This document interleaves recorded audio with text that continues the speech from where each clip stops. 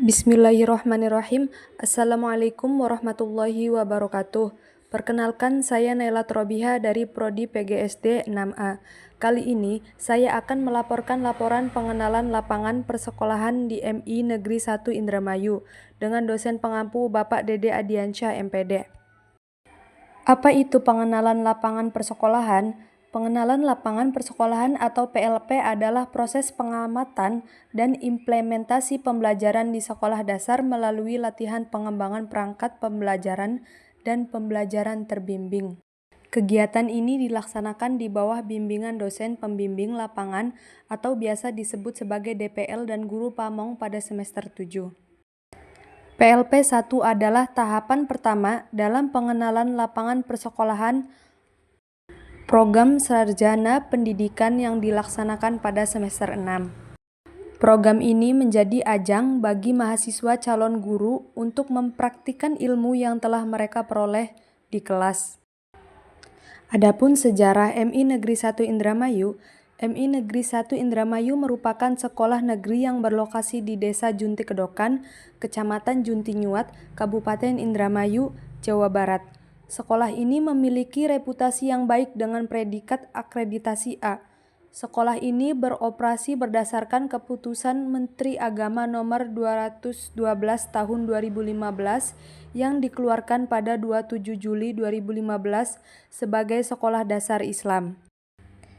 MI Negeri 1 Indramayu mengedepankan nilai-nilai agama dalam proses pembelajaran serta menanamkan nilai-nilai karakter seperti disiplin, tanggung jawab, dan kejujuran.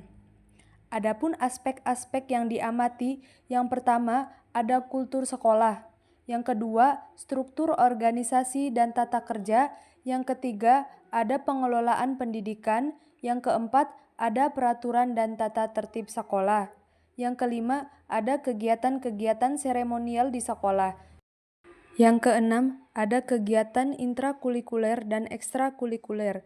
Yang ketujuh, ada praktek-praktek pembiasaan dan kebiasaan di sekolah. Adapun aspek pertama yaitu aspek kultur sekolah. Di MI Negeri 1 Indramayu selalu menerapkan kegiatan 3S, yaitu senyum, sapa, dan salam. Di MI Negeri 1 Indramayu selalu dan setiap hari menerapkan bersikap ramah dan santun. Adapun pelaksanaan ibadah bersama, di MI Negeri 1 Indramayu selalu melaksanakan sholat duha dan zuhur bersama.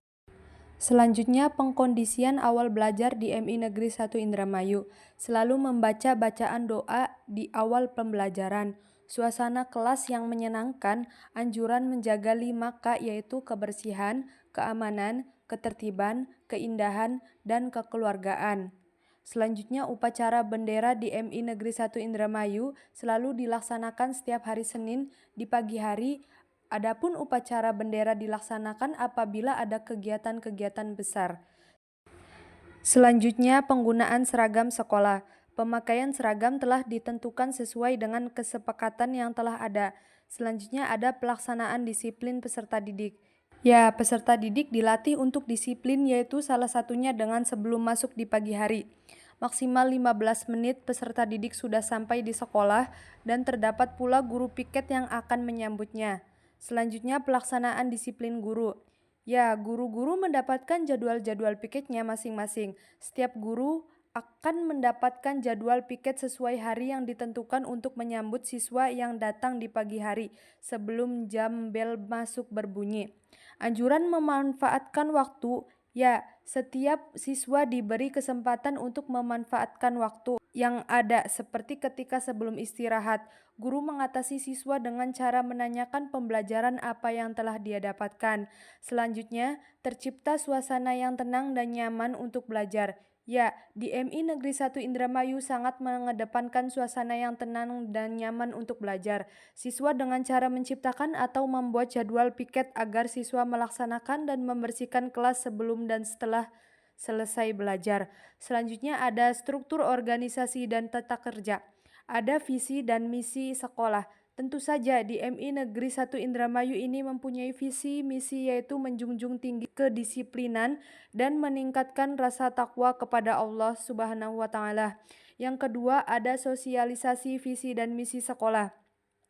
Ya, ada sosialisasi biasanya dilaksanakan pada saat adanya pertemuan wali murid pada tahun ajaran baru. Yang ketiga, ada bagan struktur organisasi sekolah.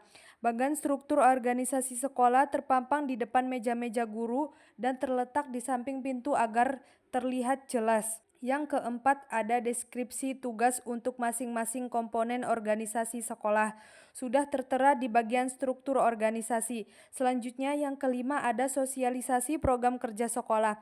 Tentu saja, ada sosialisasi program sekolah dilaksanakan biasanya pada acara-acara tertentu. Yang keenam, ada sosialisasi tata tertib sekolah. Ya, ini dilakukan oleh setiap wali murid sesuai dengan kelasnya. Yang ketujuh, ada suasana dan prasarana sekolah. Di MI Negeri 1 Indramayu menyediakan sarana dan prasarana sesuai dengan kebutuhan siswanya.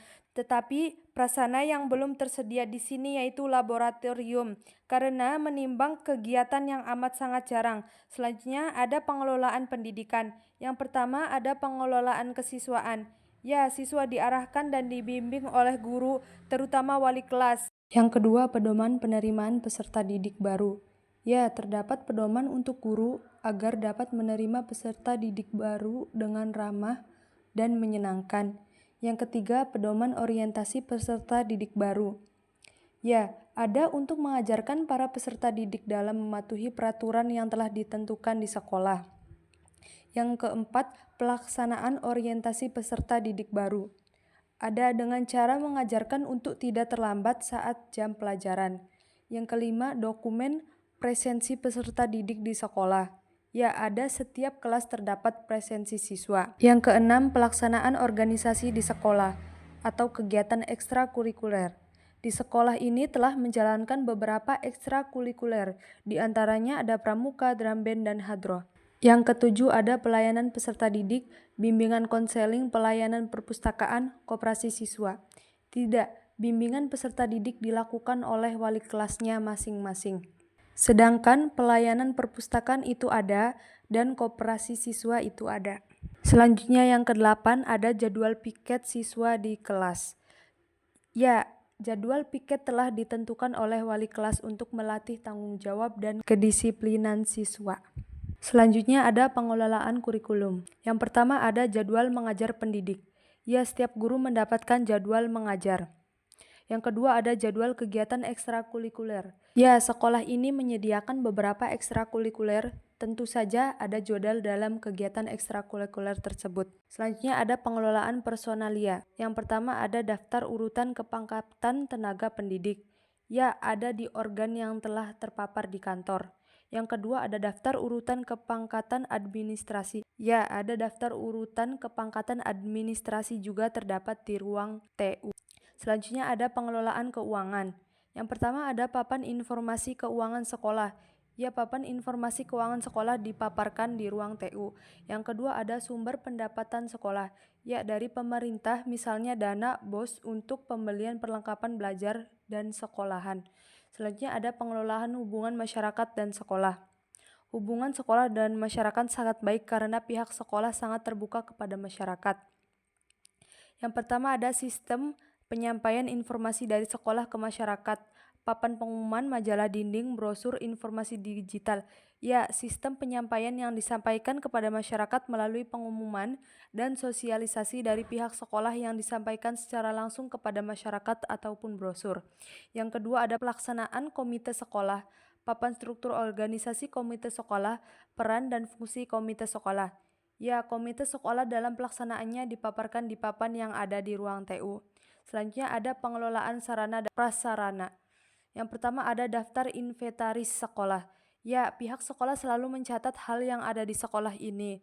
Yang kedua ada daftar inventaris sarana dan prasarana di kelas. Ya, ada setiap wali kelas pasti memiliki catatan mengenai inventaris sarana dan prasarana apa saja yang ada di dalam kelasnya. Selanjutnya ada peraturan dan tata tertib sekolah. Yang pertama ada tata tertib sekolah. Di Min 1 Indramayu, ya terdapat banner di depan kantor yang berisi tata tertib di sekolah. Yang kedua ada tata tertib di kelas.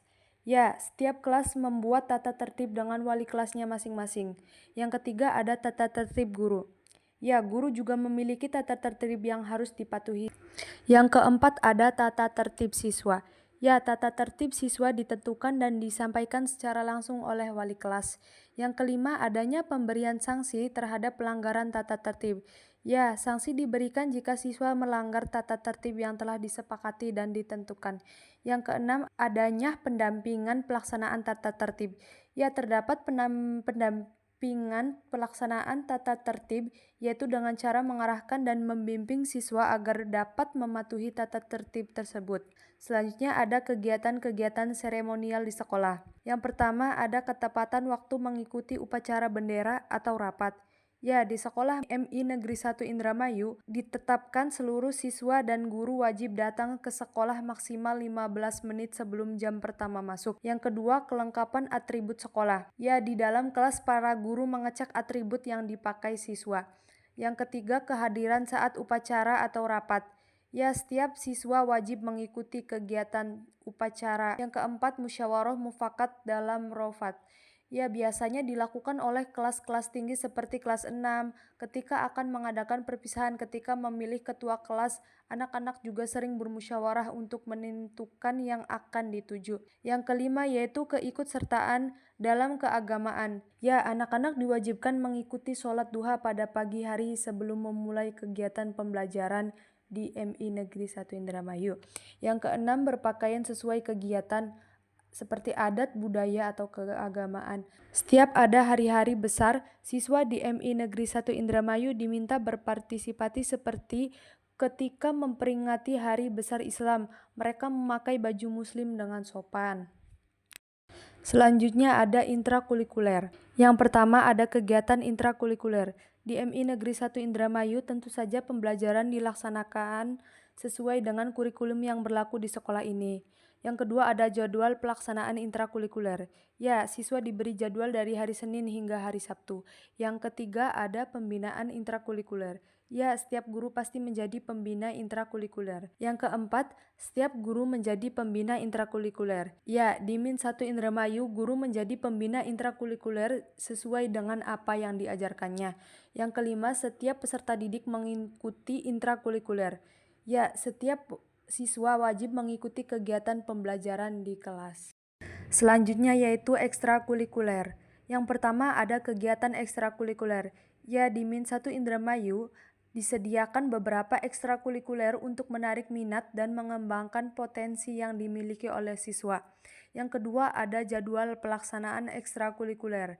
Ya, ada setiap hari Sabtu ada kegiatan ekstrakurikuler. Para siswa MIN 1 Indramayu akan mengikuti sesuai dengan keinginan mereka. Yang ketiga ada pembinaan ekstrakurikuler. Ya, setiap ekstrakurikuler akan ada guru yang akan membina kegiatan tersebut. Yang kelima, setiap peserta didik mengikuti ekstrakurikuler. Ya, peserta didik wajib mengikuti kegiatan ekstrakurikuler tersebut agar membantu mereka berbaur dengan yang lainnya. Selanjutnya yaitu praktik-praktik pembiasaan dan kebiasaan positif di kelas.